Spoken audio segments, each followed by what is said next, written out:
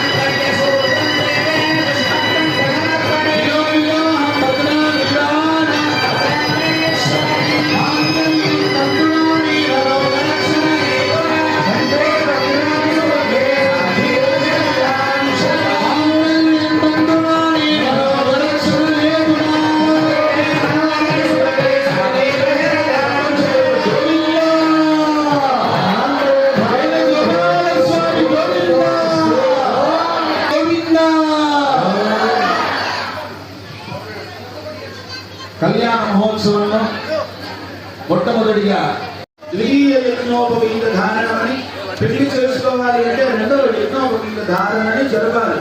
వేణుగోపాలుడికి వివాహం చేసేటటువంటి సమయం ఆసన్నమైంది కాబట్టి బంగారు యజ్ఞోపవీతాన్ని ధరింపజేస్తున్నారు. ఆ సువర్ణ యజ్ఞోపవీతాన్ని వేదిక మీద ఉన్నటువంటి అర్చకులందరికీ కూడా సందర్శింపజేస్తారు. సేవిద్దాం. గోవిందా